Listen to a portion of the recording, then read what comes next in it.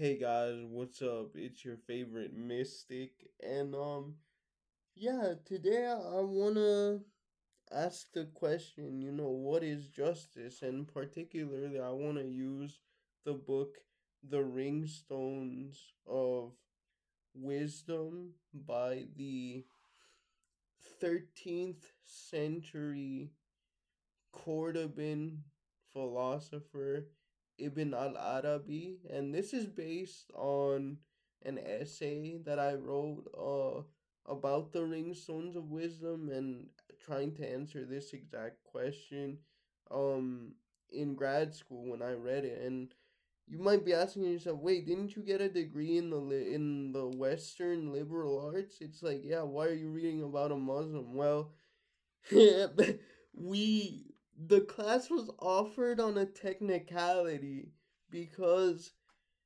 Ibn al-Arabi was born in Cordoba in Spain, so it's technically Western. Um, and which I don't think he was born exactly in that city, right? I think that's just what they called the emirate at the time. But I also want to give a shout out to the professor who taught the class at St. John's College Santa Fe. I went to Annapolis, but because I was doing the online program, it was virtual, so it didn't really matter where the professor came from. But like, Mr. Wolf is the GOAT. He's currently, I think he's one of the professors and the designer of St. John's Middle Eastern Classics program. And, you know, I think he's a specialist in Islamic history and religion. And like he speaks Arabic and everything. When we were doing the class, he had an Arabic copy always with him. Um, and he was also just kind of like a really wholesome, really cute guy. Like he was a single father, and he had like a cat which always wanted to come in or out during class. Uh and yeah, he's just a really, really intelligent dude. Like, just really smart, really guided us through the text really well in conversation. And shout out to him. I really like him as a person. And so yeah, guys. For me, I feel like Ibn al Arabi, um, excuse me, justice for him is primarily about God's plan and the fact that God has a unique plan for all of us, and it's part of the way the world works because, as he sort of seems to suggest, and he talks about being a servant and a master to your desires and everything like that. But he says that all of that, every injustice, every justice, every action is ultimately um the way that God manifests himself through us. Because, like, think about it this way: if God is omniscient and omnipotent, um well, then how would he be able to do imperfect things or know what that's like? And so Ibn al Arabi says, well, that's easy. He created imperfect, rebellious creatures, um, called human beings in his image in some ways, right?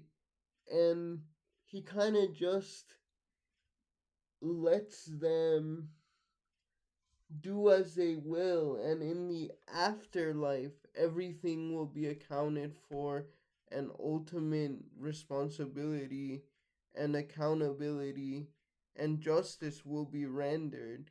He even says at one point, and keep in mind, I don't have the essay in front of me, so I forget the page numbers, but he does say, like, if you think you're you're going into paradise without burning, well, then you're gonna burn. And if you think you're gonna burn, you probably won't burn. So it's like he he's essentially saying, like, you can't weasel your way out of justice, divine justice. And in a way, I mean, he sort of remind me of, and I know in a previous video I said I felt Thomistic uh philosophers were kind of annoying, and for the record I still think they are. But it does also kind of remind me of Aquinas's conception of the divine law, in that it's intimately tied up um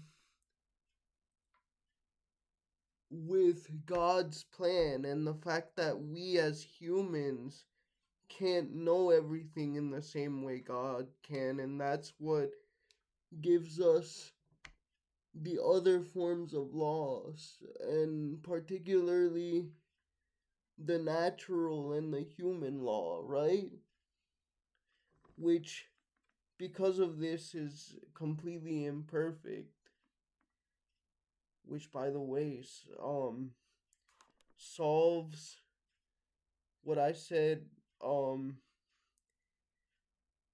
in my Hegel video about Aristotle's weirdly almost contradictory um view of the law as somehow standing above even morals in some cases, and like, oh, when we get it wrong, well, that says nothing about law as a concept. Remember I said that that was very platonic. I think people tend to forget that Aristotle was still a student of Plato, and like that is most evident, I think, in his conception of law.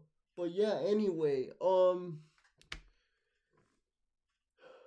but yeah, and again, that whole servant and master relation also reminds me of Hegel. Maybe it's just like the newness bias, right? Because I literally just read Hegel, but it is kind of a similar concept, like that there are just people that follow and people that lead, and they each have their um things to do, and they each take their actions in the march forward towards the manifestation of the world spirit. It's kind of similar, I think. um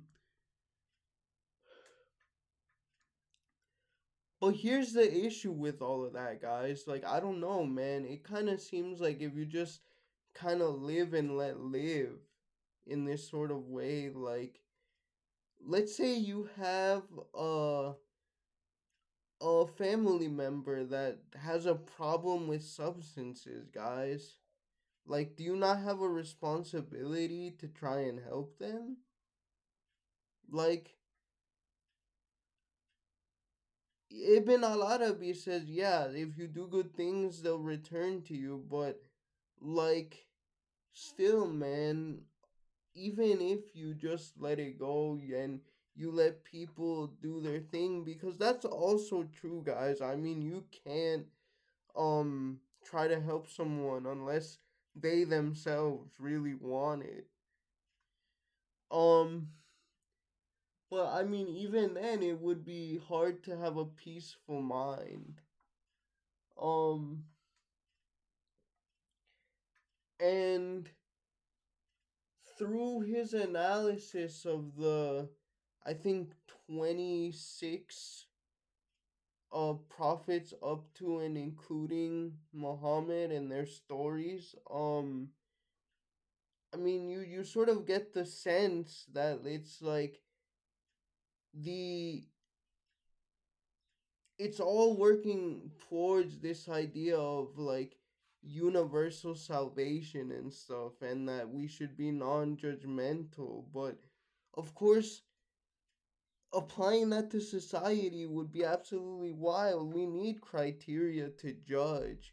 Maybe on a personal level, yes, you could say that, but it's like, if that were the case, bro, what should we do? Just let people go around and disrupt everything willy nilly? You know what I mean? He doesn't really talk about the wider implications of that, even beyond saying that it'll be resolved in the afterlife. Okay, but like, there are people suffering here now in the actual material world, and that's not fake. You know what I mean? In a lot of ways, it kind of connects back to everything I said in previous videos, which is kind of like, yeah, we do owe each other stuff actually. Like, we there is obviously a limit to trying to help someone. Like I said, I acknowledge my own kind of savior complex, but you know, people still need help, dog. And but I do kind of really like his vision of us being a reflection of God and us reflecting God back at him and giving him insight um into something which he would otherwise not have insight into, which is evil and an imperfection. And it sort of reminds me of what Paul says um in First Corinthians, guys. First Corinthians 13, love is this, love is that, but he also says, now we see through a glass darkly, and um then will I know, even also as I am known, right? And like, up until I read the Ringstones of Wisdom, I literally never understood what he was trying to say when he was saying that, right? But after like reading it and actually kind of seeing the point, I see it, right? Like, God does see us in that way, and we for better and for worse reflect back to God. And you know ideally that should give us some light for the path ahead. Of course, in the Christian sense, we know who that light is: Christ, right? um and in the Islamic sense, we know who that light is: God, Allah, right? And he's also really keen on the names of God, right? Like, every chapter has like one or two that he focuses on, and that's also very important for him. So you can, like, I don't know, my professor, and I'm kind of inclined to agree with him, said that um he either has some access to a few hadiths that were rooted in the New Testament Gospels, because he even quotes Christ when he says, where your treasure is, there your heart is also.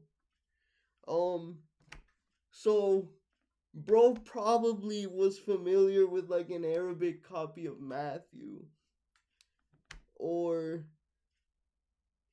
a hadith that was influenced by that passage in Matthew. And by the way, he loves Christ. He talks about him being like a bar of gold in a wall of silver, and like, to be honest, to this day I don't really understand the chapter on Isa. Like, I wanted to do my essay about that, but if I did it on that chapter, I wouldn't have gotten anything done.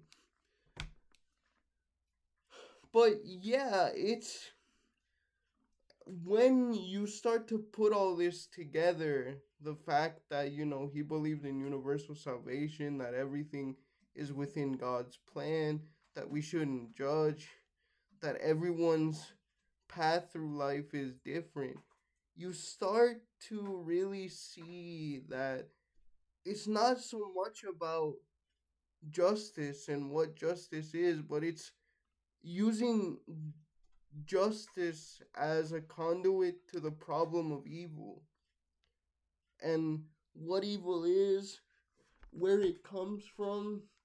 And now, because I'm an atheist, obviously I'm not convinced by that conclusion, by the whole, mirror analogy of God seeing us and us seeing God and being reflected back into each other. But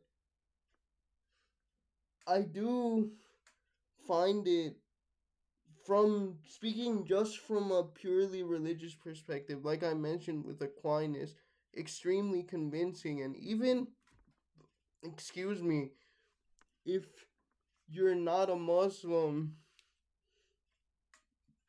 um, I still think it's worth reading because, like I said, it even gave me insight into some of the language in First Corinthians, which I'm very grateful for to this day. Anyway, um, yeah, have a to all my Muslim subscribers, have a great Ramadan, guys.